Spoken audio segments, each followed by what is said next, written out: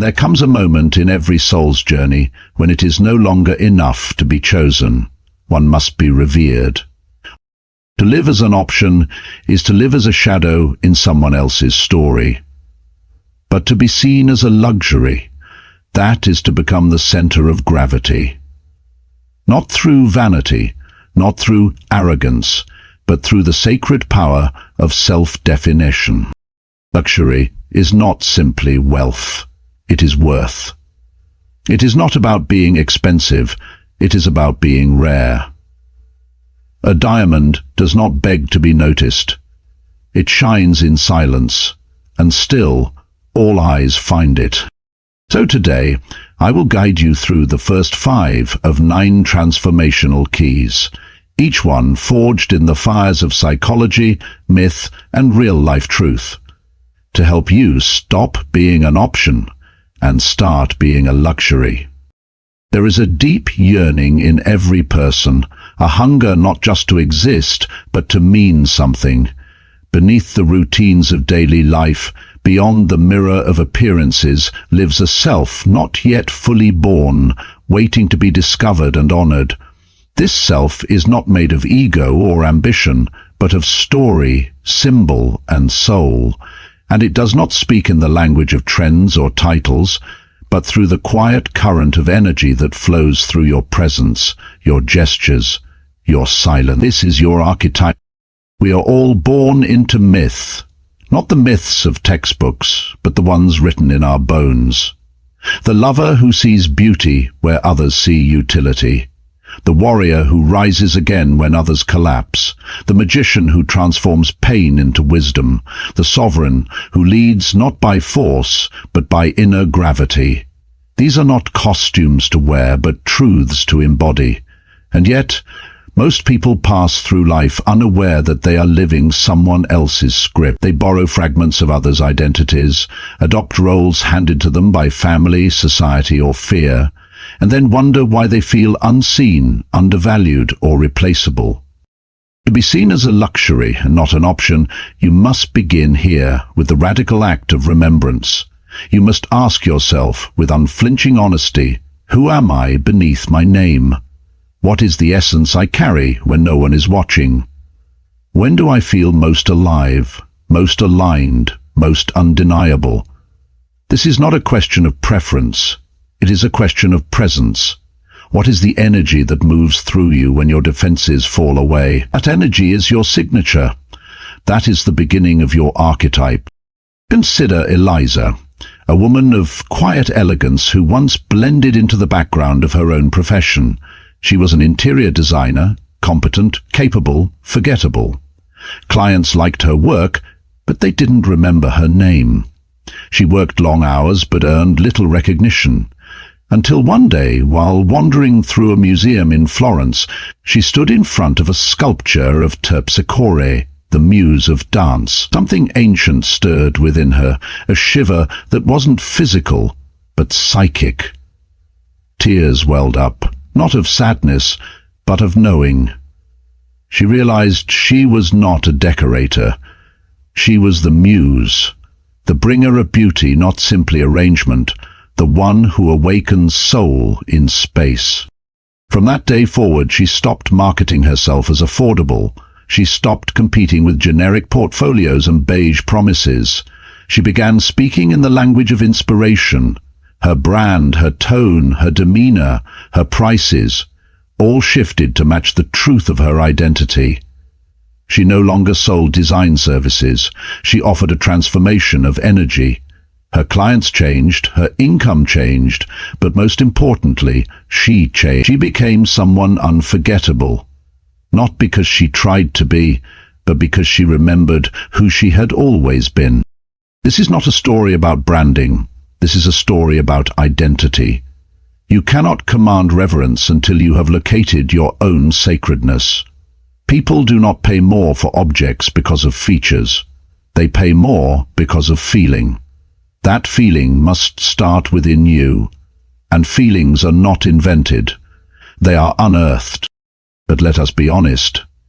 Claiming your archetype is not always a gentle process. It requires burning away the false selves, you have spent years constructing. It requires standing in front of the inner mirror without filters, without apologies, without the need to be liked. It demands you ask, what truth am I here to embody, even if the world misunderstands it at first? This work is not for the faint-hearted. It is a spiritual excavation, but the reward is immense.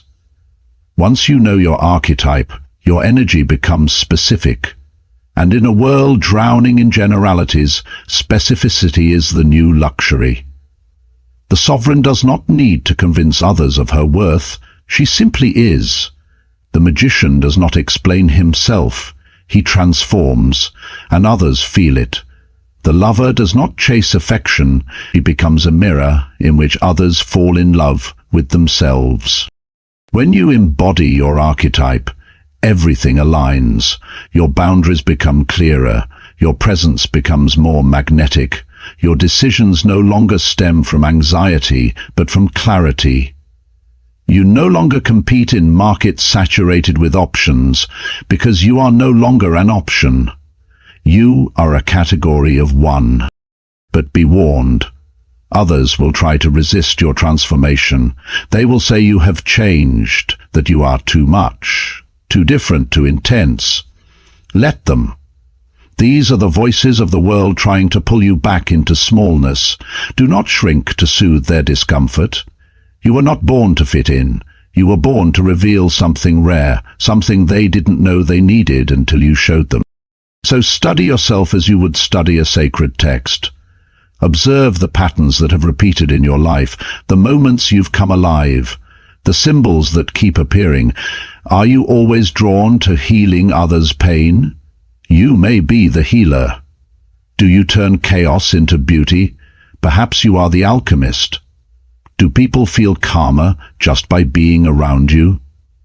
The sage may be waiting for your full expression. Once you have named your archetype, build your external world around it. Let your style, your space, your language, your offerings all mirror that deep truth. Because people do not fall in love with utility, they fall in love with identity. Not everyone will resonate with your archetype, but those who do will feel like they have found a missing part of themselves in you, and they will not be able to look away. Luxury is not about what you wear, drive, or display. It is about how deeply you know yourself, and how unapologetically you express that knowing. When you live from the core of your archetype, you become irreplaceable, because the soul you embody cannot be duplicated. In a world addicted to noise, a person rooted in their essence is a thunderclap. They do not need to speak loudly. The silence of their presence says enough. So begin now. Go inward, remember, reclaim, embody.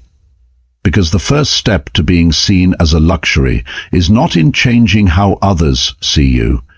It is in remembering who you truly are and refusing to be anything less. There is a quiet law woven into the human psyche, older than civilization and more enduring than logic. We desire what withdraws from us, not out of cruelty, but because absence creates longing, and longing gives birth to reverence. When something or someone is always available, always accommodating, always present on demand, it ceases to command attention. Its presence begins to feel ordinary, predictable, even burdensome. But when space is introduced, when access is measured, intentional and sacred, then fascination emerges. Then the soul begins to lean forward, yearning for what it cannot fully grasp. The great paradox is that while we crave connection, we also instinctively value distance. There is something deeply encoded in our nature that tells us what is difficult to reach must be valuable. This is not superficial. It is not a marketing trick. It is spiritual architecture. The things that most deeply move us often come wrapped in mystery. The moon suspended high above, the locked gallery of a master painter, the unopened letter from a loved one, the presence of a person who knows their worth so completely that they do not chase, only choose. To be seen as a luxury, one must learn the subtle art of psychological distance. This is not aloofness nor arrogance. It is the creation of sacred space, a psychic boundary around the self that says, I am not for everyone, and I do not belong to all. This is not about withholding love, but about withdrawing from performance. It is about refusing to offer your energy in exchange for mere attention, because attention is cheap, but true presence offered intentionally is rare, and rarity is the birthplace of awe. The need to always be available, to respond instantly, to fix, to please, to accommodate, this is not generosity. It is fear wearing the mask of kindness. The fear that if we are not there, we will be forgotten. That if we do not please, we will not be chosen. But such patterns only deepen the very wound they seek to heal. When you give yourself away too freely, you teach others to value you casually, and what is casual is never revered. Think of a rare perfume placed behind a locked glass case. You cannot touch it, you cannot sample it easily. It sits quietly, waiting, not begging to be chosen, but allowing itself to be discovered. And because you cannot access it freely, your mind begins to wonder. What does it smell like? What makes it special? Is it worth the price? You begin to imagine its story, its essence, its power. This is the scarcity principle in motion. Not manipulation, but the invocation of desire through intentional absence.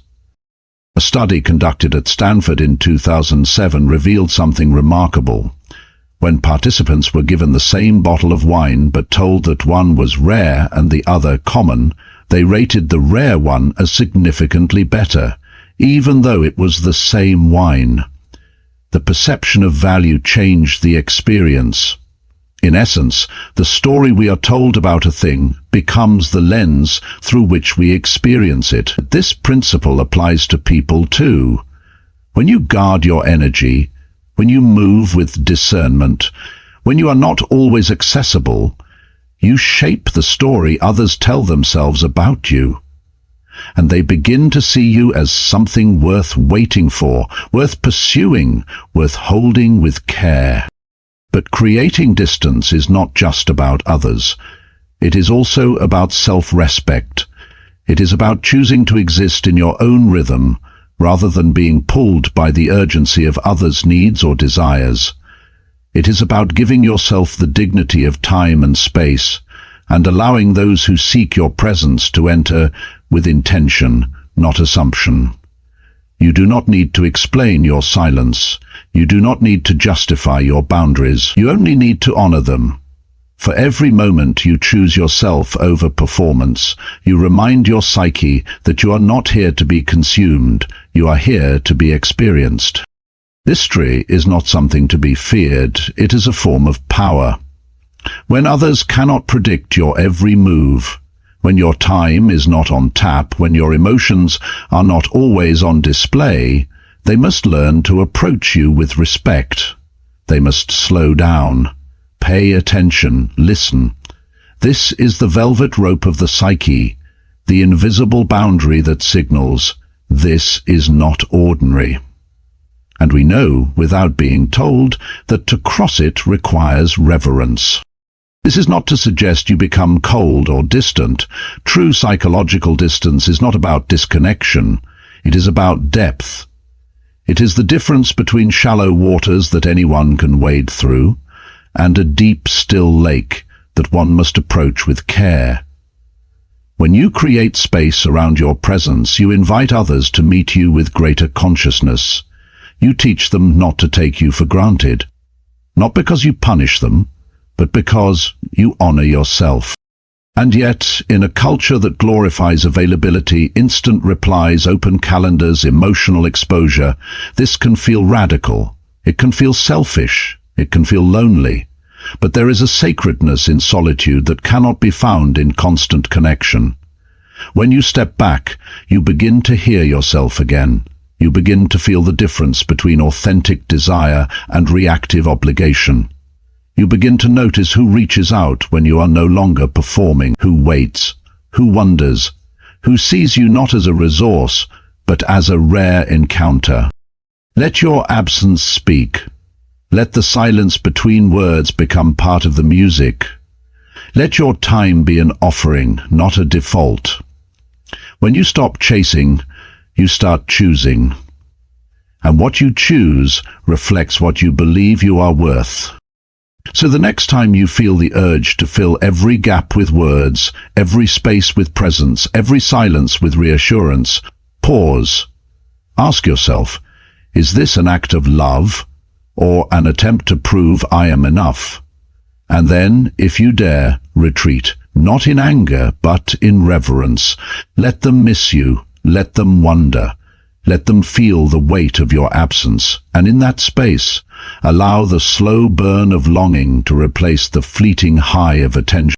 Because those who are always seen are rarely remembered, but those who dare to disappear, strategically, consciously, sacredly, become unforgettable. There is a quiet truth that lives beneath the surface of what we see, buy, and touch.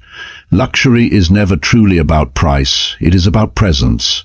It is not the handbag that costs thousands, nor the marble floor of a grand lobby, nor the private jet gliding above the clouds. These are only shadows of something deeper. The essence of luxury is the feeling it evokes, the reverence, the awe, the sense that one is in the presence of something rare, something cultivated, something complete within itself. And so, when we speak of becoming a luxury, we are not speaking of ornaments or outer symbols. We are speaking of a transformation of being, a reorientation of identity from the external to the internal. True luxury begins not in what you wear, but in what you carry within you, your emotional depth, your spiritual richness, your intellectual substance. You do not need to own a palace to become one. You must build a temple of wealth within your soul, one that others enter and emerge from changed. Ask yourself, what is it like to experience you? Are you a source of nourishment or merely noise? Do your words leave an imprint on the heart, or are they forgotten before the next sentence? When someone sits in your presence, do they feel seen or simply scanned? Are you a deep well that others can draw from, or just another cup of lukewarm water in a world full of thirst? Ray, a barber from Chicago, asked himself these very questions, though he may not have put them in such terms. He had always been skilled with a blade and a comb. His fades were sharp, his lines clean. But there were hundreds of barbers in his city who could do the same. And Ray felt it, the quiet dread of being replaceable, of being one in a crowd. Until one day he began to do something different. He listened. Not passively, but deeply. He began to hold space for his clients. Men sat in his chair not just for a haircut, but for healing. They spoke of fathers, failures, fears. Ray didn't offer solutions, he offered presence. His shop became a sanctuary.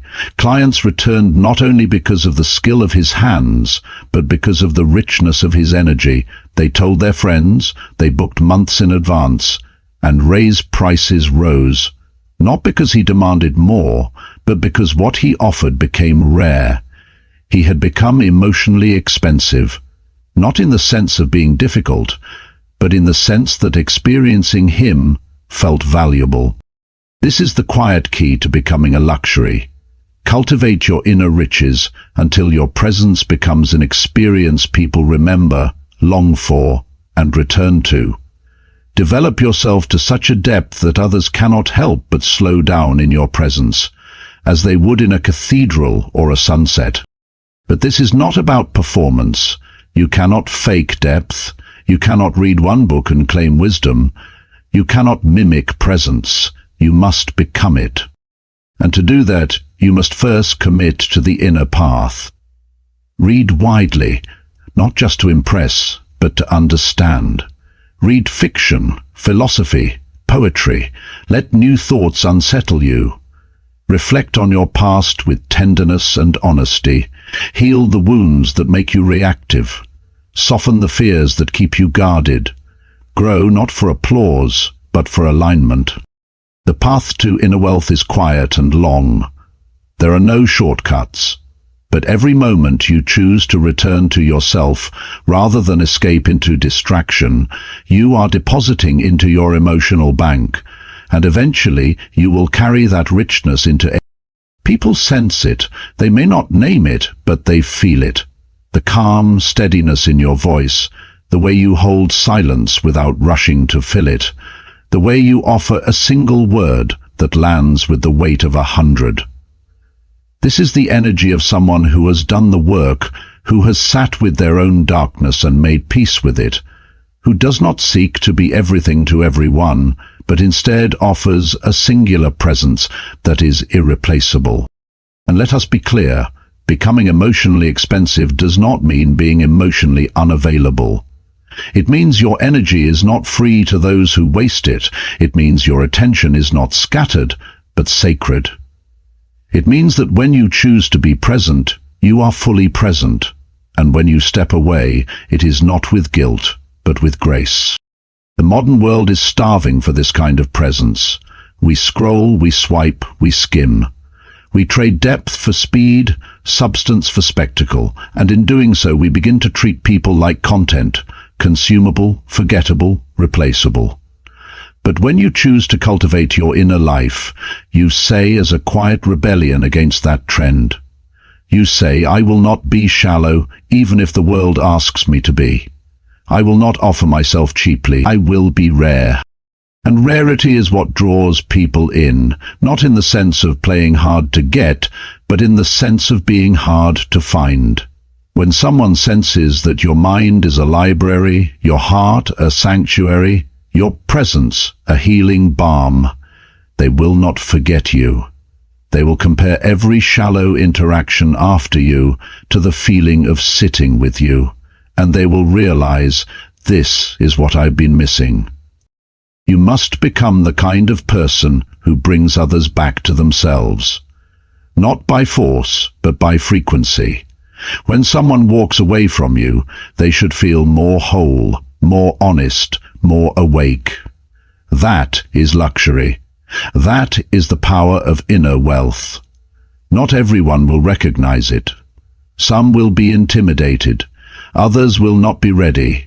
But those who are seeking realness, they will find you, and they will stay. So cultivate your inner world like it is the most sacred garden. Tend to it with patience. Remove the weeds of resentment and fear. Water it with curiosity and compassion. Feed it with silence and stillness. Let the roots grow deep, because when the world looks for something real, something rare, something it cannot scroll past or swipe away, it will look for you. And when it finds you, let it discover not a hollow shell, but a temple, rich with soul, alive with wisdom, echoing with the silence of someone who has come home to themselves. That is what it means to be emotionally expensive. That is what it means to become a luxury. Language is not merely a tool for communication. It is an architecture of meaning, a lattice upon which the soul is draped. It is the mirror through which the inner world is reflected into the outer. Every word you speak carries energy. Every sentence you form is an invocation. To understand this is to realize that words are not empty vessels, but charged instruments, capable of building bridges or burning them, of lifting perception or collapsing it into dust. If you are to be seen as a luxury, then your language must rise to meet that identity. Not in pretense, not in ornamentation, but in consciousness. There is a reason why the truly refined never shout their worth. The rarest perfumes do not chase the nose. They linger, they beckon, they arrive slowly. So too must your voice, your verbal presence, unfold not with desperation, but with discernment. The way you speak must not only carry information, but transformation. You must speak not to fill silence, but to shape it. Every syllable should serve as a subtle reminder, you are not like the rest. Observe the world of luxury, not the external shell of it, but its interior language. A luxury brand never uses words that scream. It whispers with confidence. It never over-explains. It never floods you with detail in a panic to be understood. It presumes its worth and invites the other to rise to its level. In this way, language becomes a filter, a sacred sieve through which only the attuned may pass. Consider this. In a study at Princeton in 2012, researchers found that slow, calm speech was consistently perceived as more authoritative than quick, animated talk. It wasn't the content that changed perceptions, but the delivery. A slow pace suggested confidence, control, and depth. Fast speech, even if intelligent, was read as nervous, unsure, or eager to please. This tells us something profound. Power is not in volume, but in vibration. Authority is not in dominance, but in self-possession. When your words move like still water, people listen differently. They lean in. They recalibrate. You stop being background noise and become signal. This is not about monotony, it is about mastery. To speak slowly and intentionally is to send a subconscious message.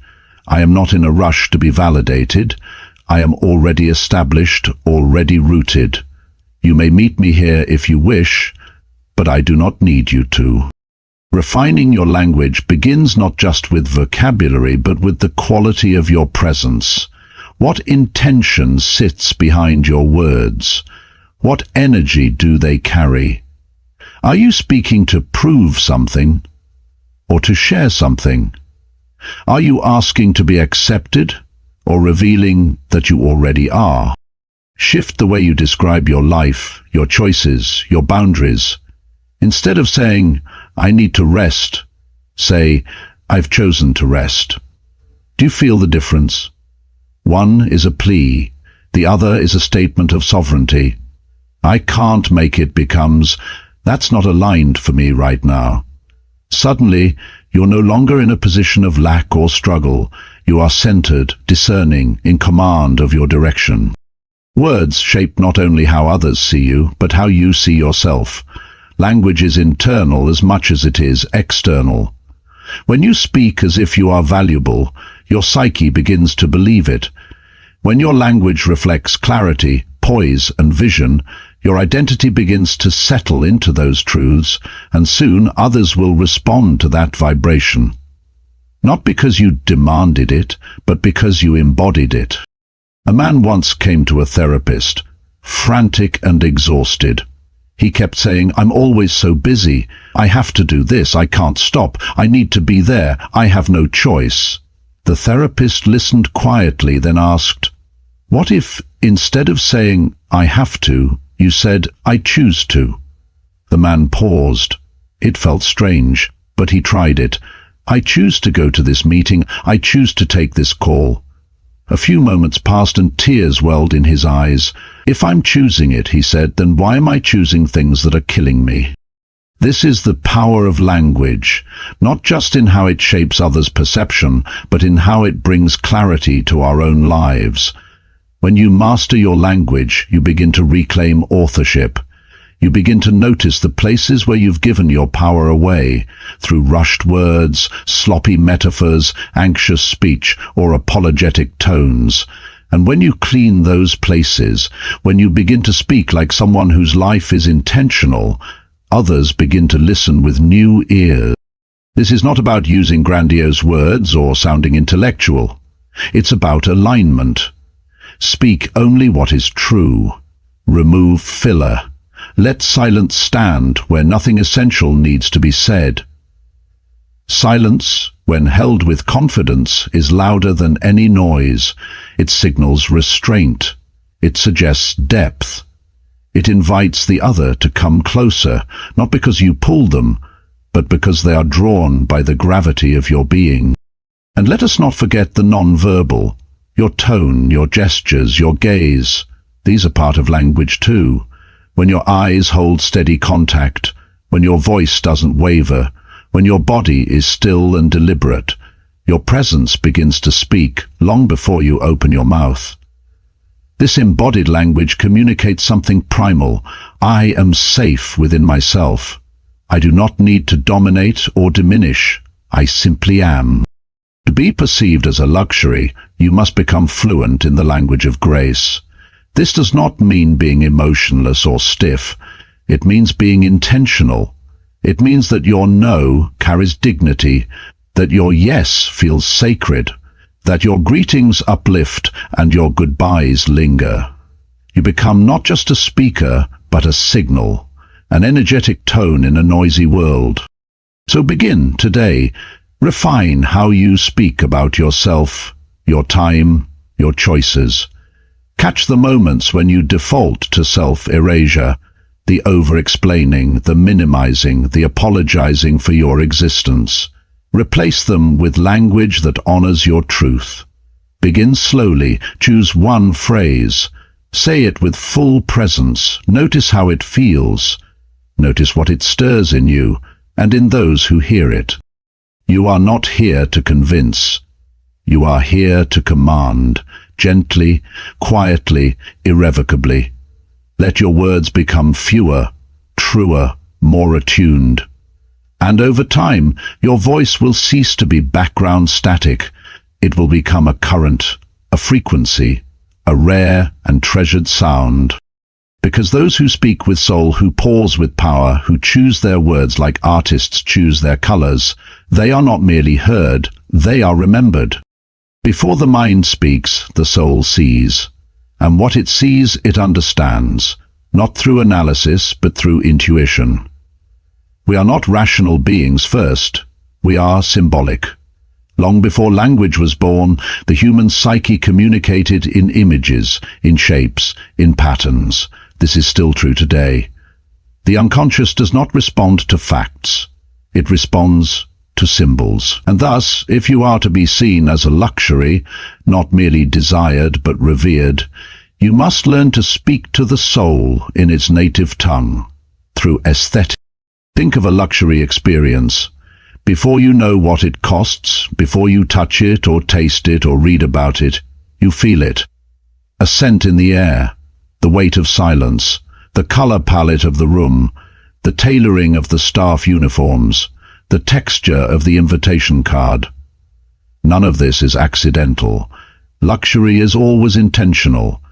Every detail is curated to signal depth, refinement, reverence. The message is clear. This is not ordinary. Now consider your own life. What are you signaling to the world before you even speak? What messages do your clothes, your space, your online presence, your posture, your environment send? Are they aligned with the truth of who you are? Or do they reflect who you used to be, or who you think others want you to be? In 2021, researchers at New York University conducted a study that revealed something both startling and affirming. Subtle visual cues, even the cleanliness and style of one's shoes, had a measurable effect on how others judged that person's status, intelligence, and desirability. People drew conclusions in seconds, not based on conversation, but on appearance. And these impressions were persistent, even when contradicted by later behavior. The mind is slow to change what the eye has already decided. This is not vanity. It is psychology. The psyche uses symbols as shortcuts. We are flooded with information every second, and in order to process it, we rely on visual cues to determine how to relate to the world. A crisp suit does not merely say, "I dress well." It whispers of discipline, taste, and precision. A minimal home does not just look clean, it vibrates with clarity and control. A carefully chosen scent, a distinct color scheme, a consistent tone in one's digital presence. These are not shallow choices. They are silent statements of self-respect. Yet the goal is not to mimic the aesthetic of wealth or trend. This is not about wearing labels or chasing styles. That is costume, not identity. True aesthetic power comes from alignment, when the outer symbols reflect the inner richness, when your clothes feel like an extension of your energy, when your home is a sanctuary that matches your emotional landscape, when your digital presence carries the same elegance, calm, or mystery that your real-life presence does. In this way, you are not projecting a brand, you are embodying a frequency. A woman once shared that after years of personal growth, spiritual work, and emotional healing, she walked into her bedroom and realized it no longer matched her. The clutter, the dusty bookshelf, the old posters on the wall, they were echoes of a younger, more chaotic self, and though she had evolved, she was still living inside a version of herself she had outgrown. So she began to change it. She cleared the space, painted the walls, bought a single chair that made her feel like a queen. Slowly, her home became a visual hymn to her inner wholeness. Visitors noticed, but more importantly, she felt different in her own skin, because her space finally reflected her soul. This is the essence of symbolic alignment. When your environment, your style, your signals are attuned to your truth, you stop broadcasting confusion, you begin to resonate, and others feel it, even if they cannot name it. A luxury is recognized before it is understood. Let this truth be your compass. Before someone hears you speak, they see how you walk. Before they hear your values, they notice the colors you choose, the way you hold your phone, the rhythm of your gestures. These are not trivial things. They are the interface between your soul and the world. And so, if you wish to elevate your presence, begin not with words, but with vision. Walk through your life with new eyes. What symbols no longer serve you? Which colors drain your energy? Which belongings carry stories that are no longer yours to tell? Begin the sacred act of refinement, not to impress others, but to impress yourself. You are a living temple. What are the relics within you? What is displayed? What is hidden? What needs to be released? In a world overwhelmed by noise and speed, aesthetic clarity becomes a kind of magnetism. People are drawn to what feels intentional, what feels calm, what feels like it has been tended to with care. This is why certain Instagram pages feel like sanctuaries, why some homes feel like you've stepped into someone's essence. It is not about perfection, it is about coherence. Let your life become a gallery of your soul. Let your clothes be a language. Let your workspace be a story. Let your online presence reflect your inner temple, not your insecurities. When people encounter you, in person or on a screen, let them feel something before they understand it. Let their psyche whisper, "This is someone who knows who they are." You need not explain your worth when you live it. Symbols speak louder than words. A handwritten note on thick, textured paper says more than 100 text messages. A well-fitted blazer worn with presence communicates more than a business pitch. A serene, uncluttered room speaks of a mind that has found stillness. And so the final key is this: tend to your symbols. Not obsessively, but reverently. Curate your world the way a master artist curates their studio. Let everything you touch, wear, design, and display carry the imprint of intention. When your inner richness is mirrored outwardly, the world will not need to be convinced of your value. It will feel it, instantly, deeply, irrevocably. You are not merely a being, you are a message. Let every symbol in your life be written in the dialect of your truth, and in doing so you will no longer be seen as an option, you will be felt as a presence, known as a rarity, remembered as a luxury. These first 5 keys are not about manipulation, they are about revelation. You are already the treasure, but it is your responsibility to present yourself as such, not with arrogance, but with sacred clarity. In the second part of this journey, we will explore the final 4 keys: building an aura of elevation, commanding respect through boundaries, creating signature experiences, and embodying stillness as strength. But for now, begin with these 5. Meditate on them. Live them. Because once you are seen as a luxury, you are no longer chaste. You are chosen with reverence.